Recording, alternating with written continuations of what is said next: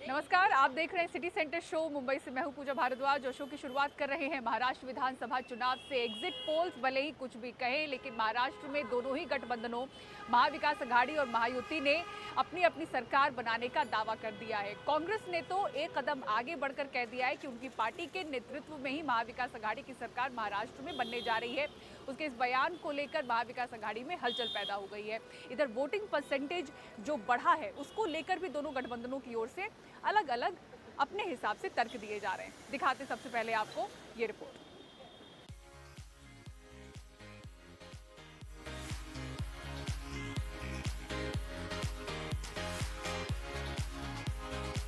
Exit poll का इशारा जो भी हो, महाराष्ट्र में सरकार बनाने के दावे दोनों गठबंधन कर रहे हैं।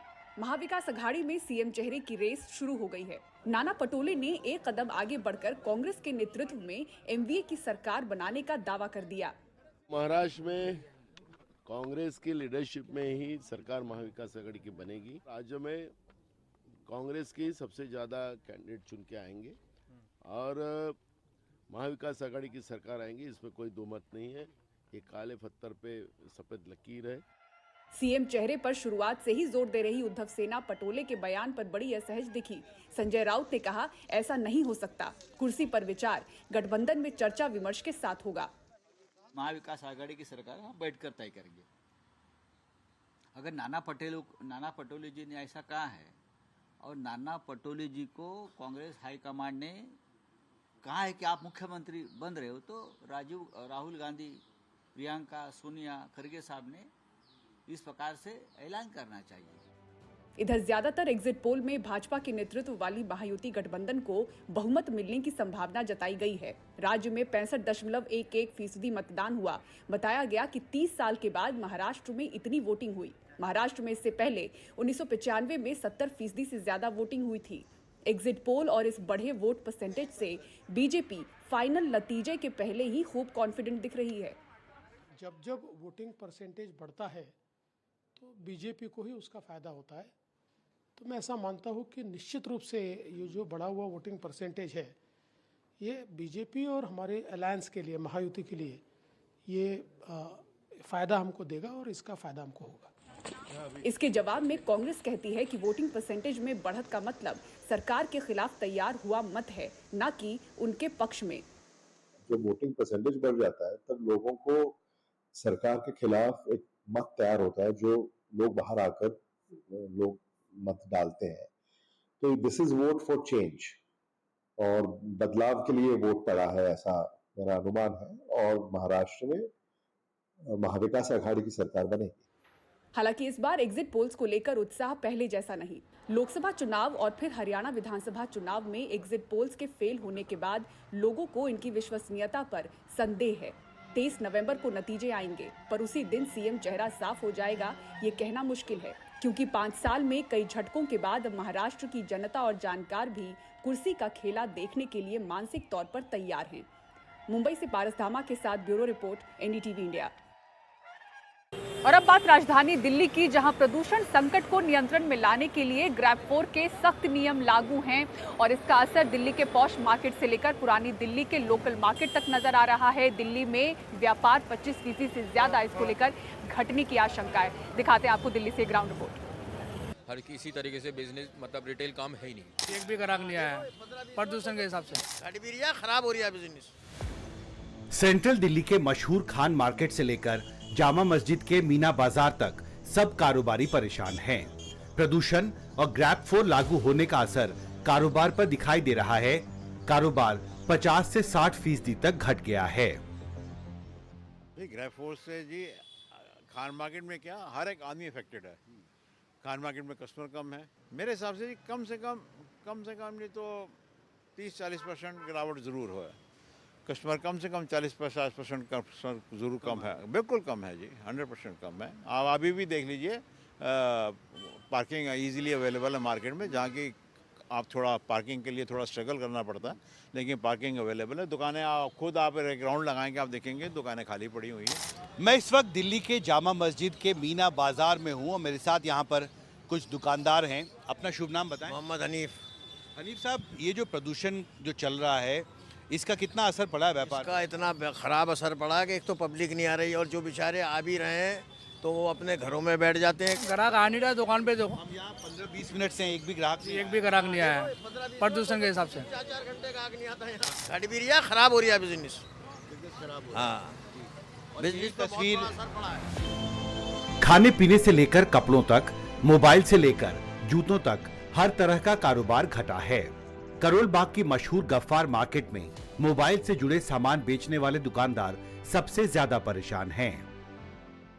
बिजनेस सर ये मान लीजिए कि अगर 100% होता तो 20% पे ही आ गया है। हाँ जी, कस्टमरों को मतलब ताकना पड़ रहा है, देखना पड़ रहा है कि कोई आए किसी को कुछ दें। हालांकि मंदी के इस दौर में वो दुकानदार खुश हैं जो एयर प्यूरिफायर बेचते हैं।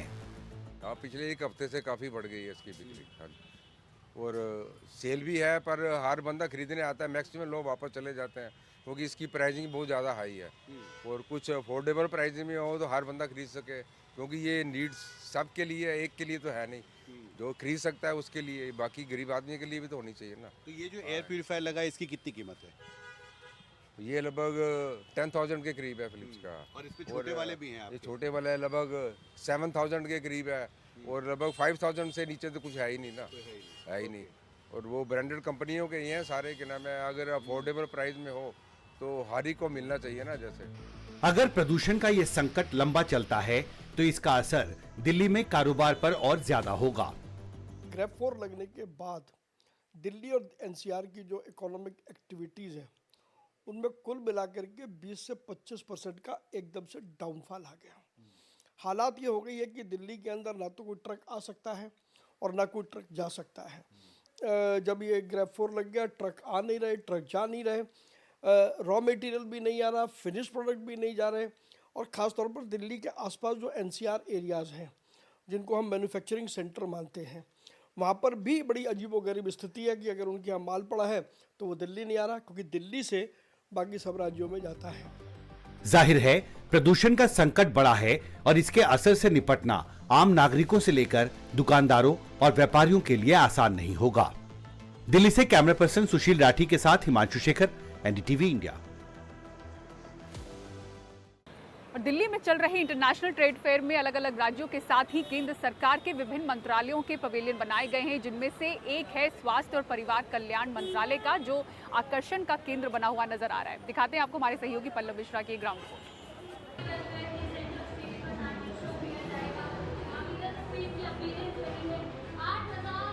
यहाँ पर आपकी सेहत की मुफ्त में जांच हो रही है। CPR जैसे शुरुआती इलाज के बारे में बताया जा रहा है।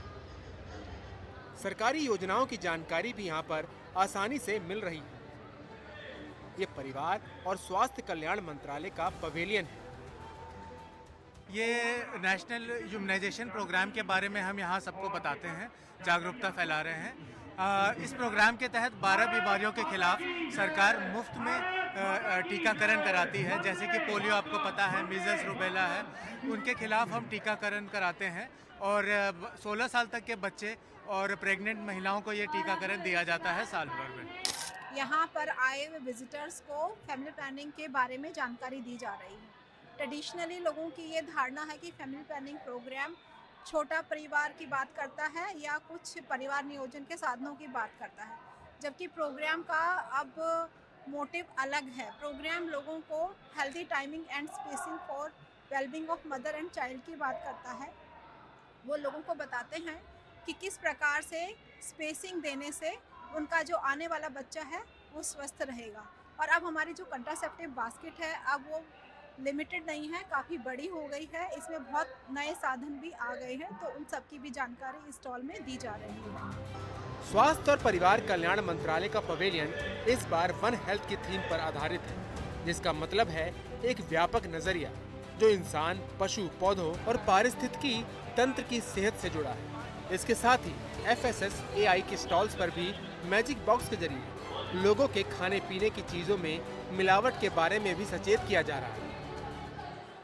Good health makes good life, और इस बार जो आयोजन स्वास्थ्य एवं परिवार कल्याण मंत्रालय कर रहा है वो इसी को लेकर कर रहा है। इस पूरे आयोजन में न सिर्फ लोगों को बीमारियों के बारे में जागरूक किया जा रहा है और सलाह दी जा रही है, बल्कि उनकी विभिन्न बीमारियों से जुड़े चीज़ों को लेकर यहाँ पे फ्री चेकअप किया जा रहा है, जिससे उनको पता चल सके कि उनका जो स्वास्थ्य है वो किस प्रकार का है। नई दिल्ली से NDTV इंडिया के लिए पल्लव मिश्रा। तेलंगाना के सरकारी स्कूल में छात्रों को दिए जाने वाले भोजन की गुणवत्ता पर विवाद छिड़ गया है। एक सरकारी स्कूल में मिड डे मील का खाना खाने की वजह से 30 बच्चे बीमार पड़ गए। इस पर राजनीति शुरू हो गई। देखिए क्या है पूरा मामला।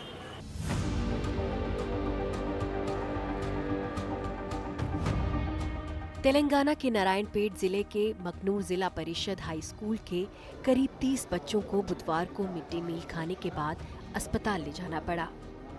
इन सबको मिड डे मील खाने के बाद पेट में दर्द और जी मिचलाने की तकलीफ थी। मुख्यमंत्री रेवंत रेड्डी ने घटना की गंभीरता समझते हुए इसकी जांच के आदेश दिए हैं। घटना के एक दिन बाद भी 16 छात्रों का नारायणपेट सरकारी अस्पताल में इलाज चल रहा है। कहा जा रहा है कि इन्हें जो उपमा दिया गया उसमें कीड़े थे। हमें उपमा दिया गया, कुछ बच्चे खाने लगे, फिर उन्होंने कहा कि इसमें कीड़े हैं और उसे फेंक दिया। स्थानीय विपक्षी नेताओं ने जब अस्पताल आकर खराब खाने के बारे में पूछा तो उन्हें बताया गया कि खाने में उपमा नहीं बल्कि पोंगल दिया गया था।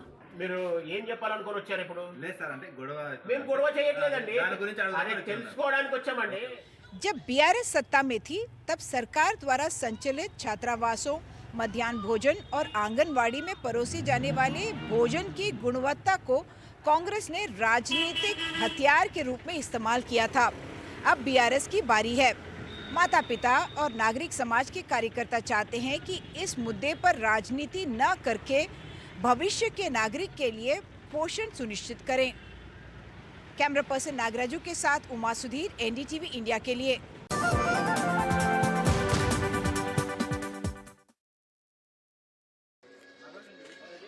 55वें international film festival of India का आगाज 20 नवंबर को हो चुका है। बीते बुधवार को इफी 2024 में शामिल होने के लिए फिल्म इंडस्ट्री की मशहूर हस्तियां गोवा पहुंची।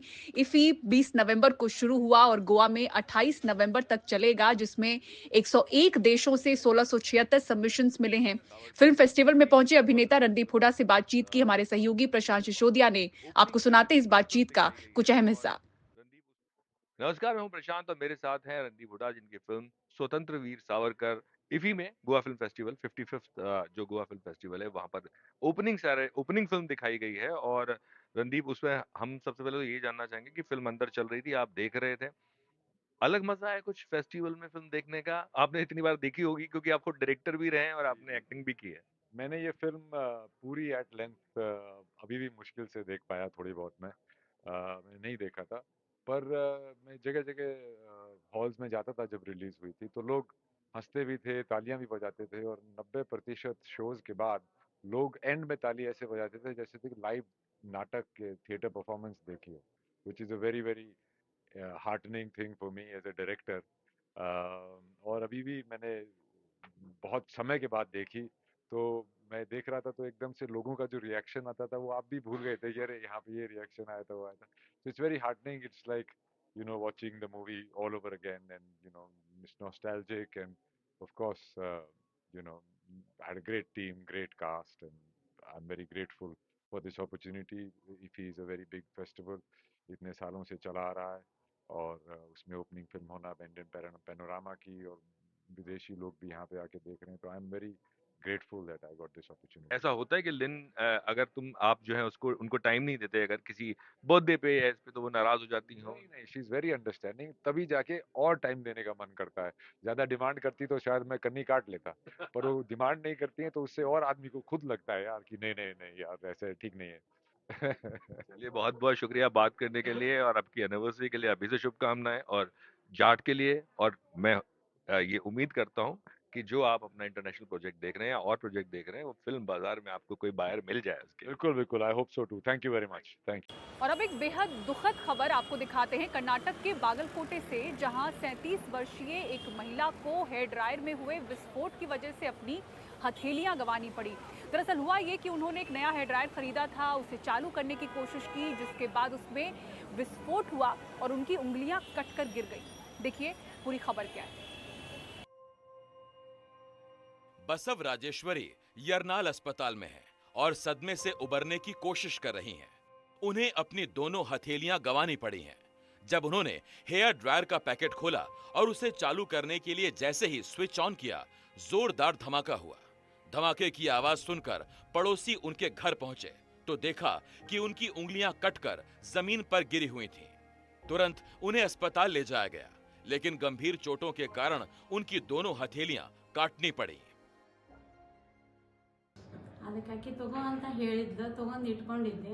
मैंने कुरियर ऑफिस से पार्सल लाकर खोला। उसमें हेयर ड्रायर था।